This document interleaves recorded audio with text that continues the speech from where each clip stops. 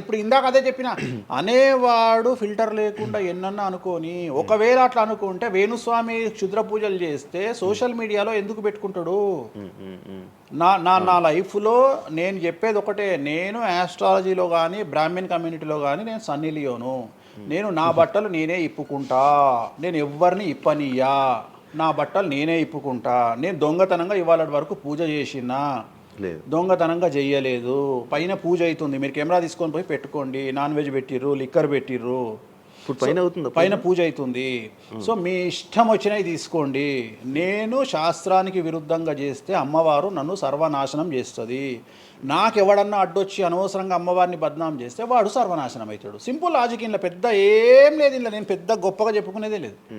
వామాచారాన్ని క్షుద్ర పూజలుగా భావించి మాట్లాడుకుంటే మీ కర్మ. ఇంకోటి, నేను ఎందుకు లైవ్లో పెడతా పూజలన్నీ? ఎందుకు పెడుతున్నా అంటే నేను చేసేటి సక్రమమైనటువంటివి కాబట్టే పెడుతున్నా. ఇంకోటి, ఎక్స్ప్లోర్ చేసేవాడికి తెలుస్తాయి ఇవన్నీ. కామాఖ్య పోవాలంటే పోయేటప్పుడు 15,000, వచ్చేటప్పుడు 15,000, 30,000 రూపాయల ఫ్లైట్ టికెట్ ఎక్కి పోవాలి. ఒకప్పుడు 4,000 రూపాయల ఫ్లైట్ టికెట్ ఉంది వేణుస్వామి ప్రచారం చేయక ముందుకు. వారానికి ఒక్క ఫ్లైట్ ఉండే గౌహతికి. ఇవాళ ప్రతిరోజు పోవడానికి 3 ఫ్లైట్లు, రిటర్న్ రావడానికి 4 ఫ్లైట్లు వేణుస్వామి వల్ల ఏర్పడ్డాయి. ఇవాళ తెలుగు, మీరు కామాఖ్య టెంపుల్కి వెళ్తే ప్రతి 10 మందిలో 5 తెలుగు వాళ్ళే ఉంటారు, కర్ణాటక వాళ్ళు ఉంటారు, తమిళ వాళ్ళు ఉంటారు. సో ఇంత స్ప్రెడ్ అయింది కామాఖ్య. సో రెండవది, తెలియకుండా మాట్లాడే వాళ్ళ గురించి నేను మాట్లాడా, ఎక్స్ప్లోర్ చేసి మాట్లాడే వాళ్ళ గురించి నేను మాట్లాడతాను. మీరు కామాఖ్యకి వెళ్తే ఇప్పుడు గోవాలో ఏముంటుంది? ఉంటుంది. ఉదాహరణ, బ్యాంకాక్ అనగానే ప్రతి నా కొడుకు మాట్లాడేది ఏంది? మసాజ్. హైదరాబాద్ కంటే గొప్పగా ఉంటుందా బ్యాంకాక్? నాకు తెలియదు. ఇండియా కంటే గొప్పగా ఉంటుందా బ్యాంకాక్? మరి ఇప్పుడు అట్లాంటప్పుడు ఆడవాళ్ళు ఎందుకు పోతున్నారు? ఇప్పుడు బ్యాంకాక్కు ఆడవాళ్ళు విపరీతంగా పోతున్నారు. అంటే బ్యాంకాక్లో మసాజ్ కాకుండా బీచెస్, వైట్ శాండ్ బీచెస్ చాలా ఫేమస్, ఫ్రూట్స్ ఫేమస్, చెట్లు ఫేమస్, ఎంటర్టైన్ చేసే ప్లేసెస్ చాలా. అంటే మూర్ఖులు, నాలెడ్జ్ లేని వాళ్ళు బ్యాంకాక్ గురించి తప్పుగా మాట్లాడతారు. అట్లనే మన దగ్గర పెద్దాపురం ఉంది. పెద్దాపురం గురించి అదేనా ఇక దాని అర్థం? పెద్దాపురంలో బుట్ట భోజనం చాలా ఫేమస్. నేను ఎక్కడికి వెళ్ళిపోయాను. పెద్దాపురం అని ఉంది, బుట్ట భోజనం ఉంది. పెద్దాపురంలో బుట్ట భోజనం నాకు ఇష్టము, కొంతమందికి వేరే ఇష్టం. అంటే నేను అనేది ఏంటంటే, మీ ఇష్టం వచ్చినట్టు. ఇప్పుడు చిలకలూరుపేట అని పేరు, అంత మాత్రం తప్పు పడతామా? అంటే మూర్ఖపు వేదవాళ్ళు మాట్లాడే మాటలకు నేను తీసుకోవాల్సినటువంటి పని నాకు లేదు. రెండవది, కాదేది విమర్శకు అనర్హం. అంటే వేణుస్వామి దగ్గర విషయం ఉంది, వేణుస్వామి సెలబ్రిటీ కంటెంటు, లేదా వేణుస్వామిని ట్రోల్ చేసినా, వేణుస్వామిని తిట్టినా, వేణుస్వామి గురించి సబ్జెక్టు పెట్టినా, కనీసం మనకు ఒక వీడియోతోని ఒక 5 జీతాలు వెళ్తాయి అనేటువంటి నమ్మేటువంటి ప్రజల గురించి నేను మాట్లాడను. ఎందుకంటే నా వల్ల వాళ్ళ జీతాలు వెళ్తున్నప్పుడు నేను సంతోషపడతా. నా వల్ల జీతాలు వెళ్తున్నప్పుడు నేను ఎంత తిడితే నాకు అంత ఆనందం. ఎందుకంటే వేణుస్వామి మంచోడు అని చెబితే ఎవడు చూడడు. వేణుస్వామిని తిడితే 5 లక్షలు చూస్తాడు. 5 లక్షలు అంటే కనీసం 30,000 రూపాయలు. అంటే నాకు తెలియదు సరిగా, ఒక జీతం వెళ్ళిపోతుంది కదా. సో నేను అనే పాయింట్ ఏంటంటే, నన్ను తిడితే నేను అసలు బాధపడను, నన్ను తిడితే నేను సంతోషపడతా. కారణం ఏంటంటే, అట్లీస్ట్ ఆ వీడియోతోని నన్ను ఒక 1000 మంది అన్న గుర్తుపడతారు. ఇప్పుడు ఆస్ట్రాలజీ పరంగా నాకుండే గుర్తింపు నాకుంది, నేను కాదనను. కానీ ఇంకా నా గుర్తింపు నేను పెంచుకోవాలంటే ఎట్లా పెంచుకుంటా? నాతో అయిపోయింది. ఇంతకంటే నేను ఏం చేయలేను. ఇక నేను మ్యాక్సిమం చేసేసిన ఆస్ట్రాలజీలో. ఇప్పుడు వేణుస్వామి అంటే సౌత్ ఇండియాలో వేణుస్వామి అనగానే ఆస్ట్రాలజీ పేరు వస్తుంది, ఆస్ట్రాలజీ అనగానే వేణుస్వామి వస్తుంది. ఎవడు అవునన్నా కాదన్నా నేనే మార్గదర్శకం, దీంట్లో అనుమానమే లేదు. కానీ ఇంతకంటే నాకు ఇంకేదో కావాలి అంటే నేను డబ్బులు. ఇప్పుడు మీరు నా దగ్గరకు వచ్చిర్రు, ఎక్కడైనా నా నేమ్ ప్లేట్ మీరు చూసిరా? నా ఫోటో కనిపిస్తుందా మీకు నా ఆఫీస్లో? అది నా రేంజ్, అది నా రేంజ్. నాకు విజిటింగ్ కార్డు ఉండదు, నాకు నేమ్ ప్లేట్ ఉండదు, నాకు నా ఫోటో ఉండదు ఎక్కడ. అమ్మవారి ఫోటోలు, వెంకటేశ్వర ఫోటోలు తప్ప నా పర్సనల్ ఫోటోలు నేను ఎక్కడ పెట్టుకోను. మీరు నన్ను వేణుస్వామి కాదు ఎల్లయ్య అన్న నేను యాక్సెప్ట్ చేస్తాను. ఒకవేళ ఒక రోజు యాంకరింగ్లో ఒక ఆమె ఏం చేసిందంటే, అమ్మాయి ఇంటర్వ్యూ చేయబోతూ వేణుస్వామి కాకుండా ఏదో కొత్త పేరు చెప్పింది. కొత్త పేరు చెప్పి భయపడ్డది. అంటే నేను ఫ్లోలో చెప్పేసి భయపడ్డది. స్వామి తప్పు చెప్పినా అంటే నీ ఇష్టం వచ్చిన పేరు చెప్పుకోపో అన్న. జనాలకైతే నేను వేణుస్వామి అని తెలుసు కదా. ఇప్పుడు వేణుస్వామి బొమ్మేసి పుల్లయ్య అంటే అయితే వేణుస్వామి అనుకుంటారు కదా జనాలు. నేను అనేది అది. సో నాకు ఎంత విమర్శ చేస్తే ఐఎమ్ ఫీల్ హ్యాపీ. అంటే మీ గురించి మీరు అంత క్రియేట్, జనాల్లో అందరికీ తెలుసు, అంత ఉంది ఆల్రెడీ. నేను మౌత్ పబ్లిసిటీని నమ్ముతా. మౌత్.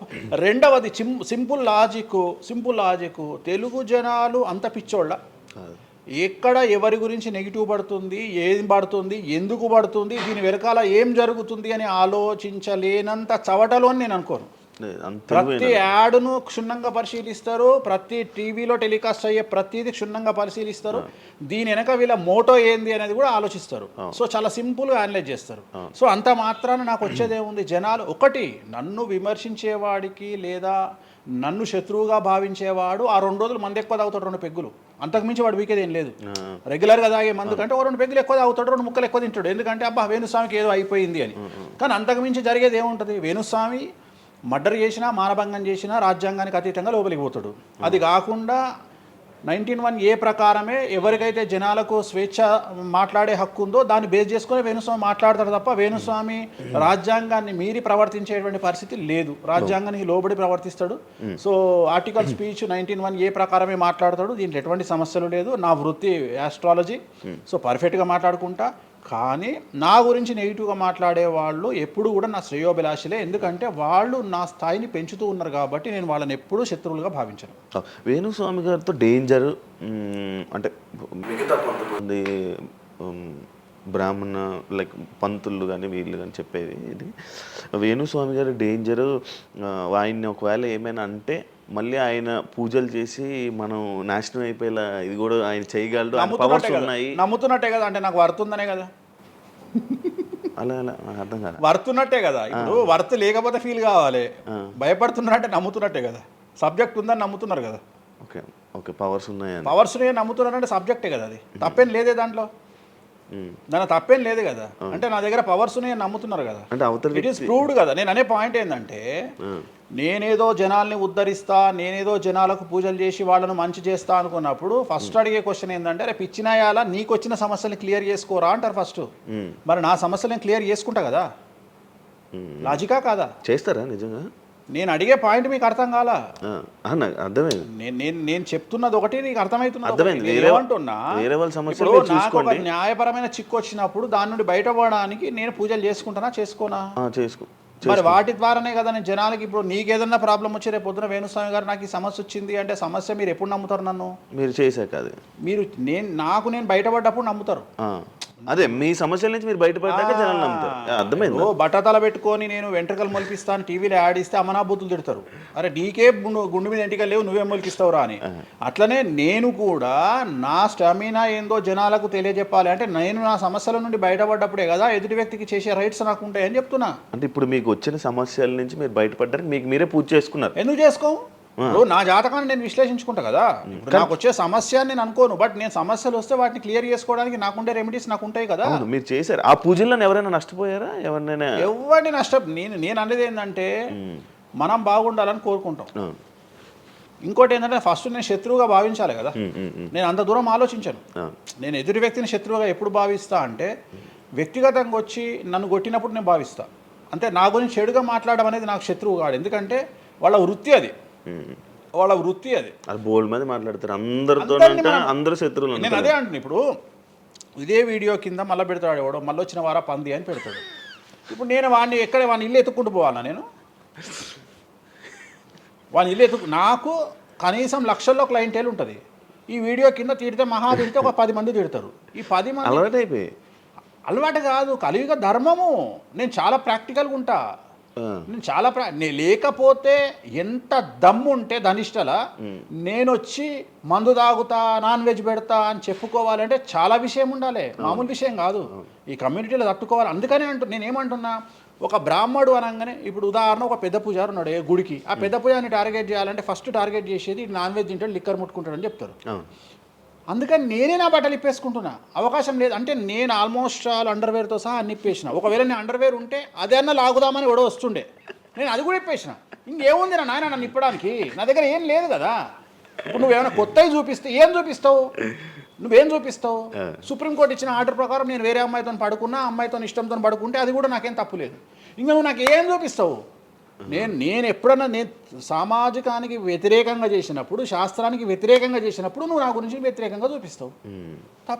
అంతే తప్ప నా దగ్గర ఏమున్నాయని చూపిస్తావు? నేను చచ్చే వరకు చూపించలేవు. నేను నన్ను బొందబెట్టే వరకు, నన్ను తగలబెట్టే వరకు నేను తప్పు చేసినా చూపించలేవు. నేను చెయ్యను. మీరే చెప్పేసుకుంటున్నారు. నేనే చెయ్యను. నేను ఇప్పుడు పైసలు లేనివాడు, పైసలు పోగొట్టుకున్నవాడు బెట్టింగ్లోకి పోతాడు. లేదా ఇప్పుడు కొత్త కొత్త వ్యవహారాలు ఉన్నాయి, ఒకడేమో నిధులు దొరుకుతాయని పోతాడు, ఒకడేమో రైస్ పుల్లర్ అని పోతాడు. ఇవన్నీ ఏం కావని తెలుసు, మనకు తెలుసు, వాడికి తెలియదు. వాడు మానసికంగా వీక్ కాబట్టి వాడు సొంతంగా డబ్బులు దొంగతనంగా నాకు అవసరమే లేదురా నాయన. నాకు వేరే వ్యాపకాల నుండి డబ్బులు వస్తున్నప్పుడు లంగ పని చేసే అవకాశం నేనెందుకు చేస్తా?